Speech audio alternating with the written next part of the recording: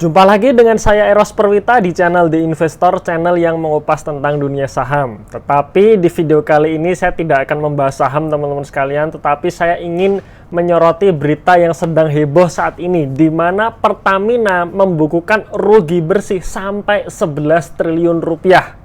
Padahal dengan diangkatnya Pak Ahok sebagai komisaris utama, harapannya itu ada transformasi di dalam manajemen Pertamina sendiri ya. Dan ujung-ujungnya bisa menaikkan laba, karena kita sebagai investor, kita mengetahui perusahaan itu sehat atau tidak ya dari kinerjanya, dari kita melihat aset, kemudian kita melihat liabilitasnya, kita melihat laba bersihnya, seperti itu. Nah, lalu apa yang menyebabkan Pertamina sendiri ini membukukan kerugian sampai 11 triliun? Kita akan bahas ya. Tetapi sebelum kita membahasnya, teman-teman silahkan subscribe dulu bagi teman-teman yang belum subscribe channel ini. Dan teman-teman silahkan kunjungi website saya di investor.id ya. Websitenya sekali lagi sudah berubah ya menjadi diinvestor.id. Teman-teman silahkan ikuti workshop online course yang saya adakan ya. Karena di dalam workshop tersebut kita akan membahas 3 hal. Cara membaca laporan keuangan, cara menilai atau mengevaluasi harga wajar saham, dan cara menyusun portofolio yang ideal. Teman-teman silahkan cek silabusnya di dalam website saya di investor.id, atau teman-teman tinggal klik linknya di dalam deskripsi di video ini.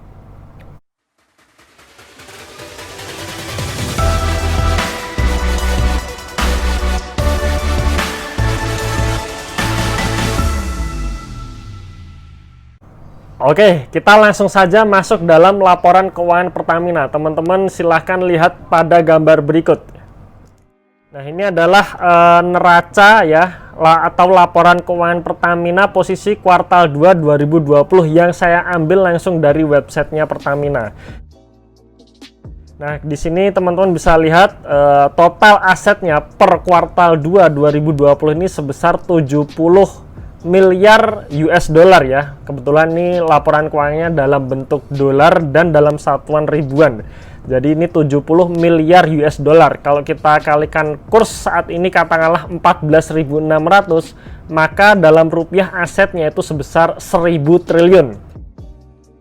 Nah, langsung kita lihat di posisi liabilitas perusahaan atau kewajibannya, dan sekali lagi yang saya soroti di sini adalah hutang buruk ya, atau hutang yang bisa menggerus laba bersih perusahaan. Jadi di sini ada beberapa pos yang saya lingkari merah ini, yaitu pinjaman jangka pendek, ini adalah pinjaman bank. Kemudian utang pemerintah ya. Nah, utang pemerintah ini kalau saya lihat di notes-nya atau catatan laporan keuangannya, utang pemerintah ini adalah pemerintah mendapatkan hutang dari luar negeri yang diteruskan ke Pertamina, sehingga dari hutang tersebut Pertamina tetap dibebankan bunga. Maka saya anggap utang pemerintah ini juga utang buruk. Kemudian ada liabilitas jangka panjang, ini juga hutang bank. Kemudian utang obligasi ya, utang obligasi ini juga masuk dalam hutang buruk. Nah, dari semua poin ini kalau kita total per kuartal 2 2020, maka utang Pertamina sebesar 21 miliar US dollar. 21 miliar US dollar ini setara dengan 77% ya untuk rasio debt to equity rasionya atau DER-nya ya. Dan kita lihat historis dari hutang buruk perusahaan ya beserta rasio DER-nya. Nah, kalau kita lihat di sini rasio DER-nya termasuk tinggi ya, termasuk tinggi. Sekali lagi ini yang saya hitung adalah hutang buruknya saja, hutang bank dan obligasinya saja ya. Di sini termasuk tinggi, bahkan di tahun 2013 sempat menyentuh rasio 97%. Kemudian turun sampai 48% di tahun 2016, tapi naik lagi di tahun 2018, 2019, dan di tahun 2020 ini hutangnya naik ya, hutangnya naik menjadi 77% untuk rasio DER-nya. Kemudian kita masuk ke laporan laba rugi perusahaan. Nah, ini per kuartal 2 2020 dibandingkan kuartal 2 2019.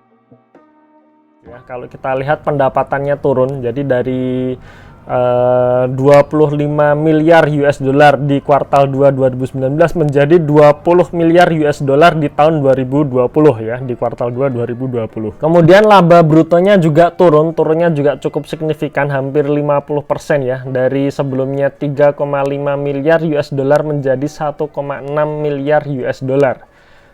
Karena laba brutonya turun, maka laba bersihnya pun ikut turun dan turunnya juga signifikan.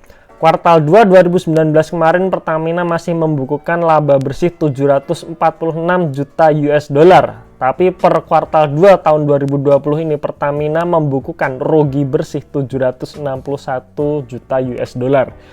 761 juta US dollar ini kalau kita kalikan kurs saat ini katakanlah 14.600, maka kerugian saat ini sebesar 11 triliun rupiah. Dan ini adalah historis dari revenue perusahaan Pertamina ya. Ini adalah dalam bentuk US dollar. Kita lihat revenue-nya sebenarnya sebelum tahun 2015 perusahaan selalu memperoleh pendapatan 70 miliar US dollar ya. Kemudian di tahun 2015 pendapatannya turun dan turunnya cukup signifikan dari sebelumnya 69 miliar US dollar menjadi hanya 41 miliar US dollar. Sempat naik di tahun 2018 dan di tahun 2019, akhirnya di tahun 2020 mengalami penurunan. Kuartal 2 perusahaan hanya bisa mendapatkan penghasilan 20 miliar US dollar. Jadi kalau kita asumsikan sampai akhir tahun kita kalikan 2 ya, kisaran hanya sekitar 40 miliar US dollar. Kemudian ini adalah historis net profit. Nah, sebelum tahun 2014 perusahaan selalu membukukan profit di atas 2 miliar US dollar ya. Kalau kita lihat di tahun 2011 itu sebesar 2,3 miliar US dollar sampai tahun 2013 3 miliar US dollar. Kemudian di tahun 2014 dan 2015 turun cukup signifikan hanya menjadi 1,4 miliar US dollar, tetapi naik lagi di tahun 2016 sampai akhirnya di tahun 2017 sampai 2019 ini hanya berkisar 2,5 miliar dolar. Dan kuartal 2 tahun 2020 ya, perusahaan akhirnya untuk pertama kalinya dalam 10 tahun terakhir membukukan rugi bersih sebesar 768 juta US dollar. Oke, sekarang kita komentari angka-angka yang sudah saya tampilkan di awal tadi ya. Pertama dari sisi hutang. Sebenarnya hutang Pertamina ini tidak begitu buruk ya, alias hutangnya itu masih bisa dijaga dengan rasio DER masih di bawah 100 kali. Walaupun sebenarnya sudah cukup tinggi sebenarnya di angka 77%. Harapannya sih ke depan hutangnya bisa turun ya, alias rasio DER-nya itu bisa turun sehingga kesehatan perusahaan itu bisa lebih terjaga. Kemudian yang kedua masalah revenue. Nah, revenue perusahaan turun ya di tahun sebelum tahun 2015 revenue perusahaan itu selalu mencapai angka 70 miliar US dollar. Tetapi setelah tahun 2015 revenue-nya turun.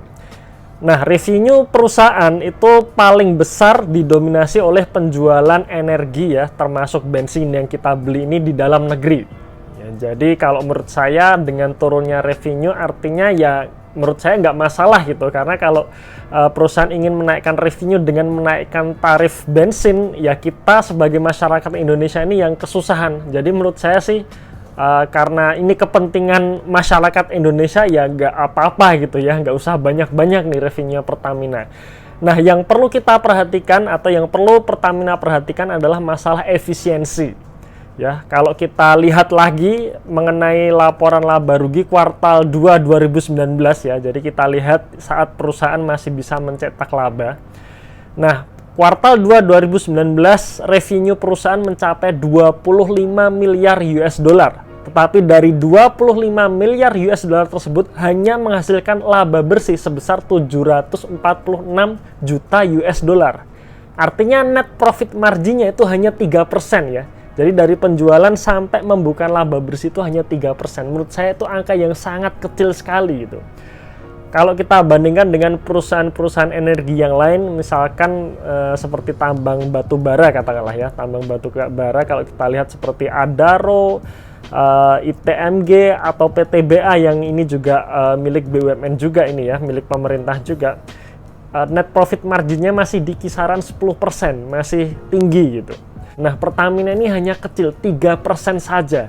Ini menyebabkan perusahaan rawan untuk menjadi rugi gitu. Ketika ada penurunan revenue yang cukup signifikan ya, seperti di kuartal 2 tahun 2020 ini ya, dari 25 miliar dolar menjadi 20 miliar dolar, selisih 5 miliar dolar, otomatis perusahaan langsung berbalik menjadi rugi gitu. Nah, apa yang bisa kita pelajari dari Pertamina ini teman-teman sekalian dalam kita berinvestasi saham? Salah satunya adalah pilih perusahaan yang bisa menghasilkan net profit margin yang tinggi. Karena semakin tinggi net profit marginnya, itu berarti keamanan perusahaan untuk selalu mencetak laba itu lebih besar. Jadi harapannya ke depan nanti Pertamina bisa lebih efisien lagi ya, sehingga bisa menekan beban-beban keuangan lainnya dan bisa menaikkan net profit marginnya, sehingga jika terjadi penurunan pendapatan seperti sekarang ini, perusahaan tetap bisa membukukan laba bersih. Karena kalau perusahaan BUMN membukukan rugi bersih, artinya ya tidak ada dividen yang bisa masuk ke pemerintah gitu kan. Ujung-ujungnya ya pemerintah nombok lagi gitu. Nah, kalau seperti ini ya siapa yang harus kita salahkan nih? Apakah jajaran direksinya atau jajaran komisarisnya Pak Ahok ya, atau mungkin pemerintah sendiri gitu. Oke, mungkin itu sekilas review mengenai Pertamina yang rugi 11 triliun ya. Jangan lupa share video ini ke teman-teman Anda supaya teman-teman Anda juga tahu informasi ini, dan jangan lupa juga kunjungi website saya di investor.id. Tunggu video saya selanjutnya dan salam passive income.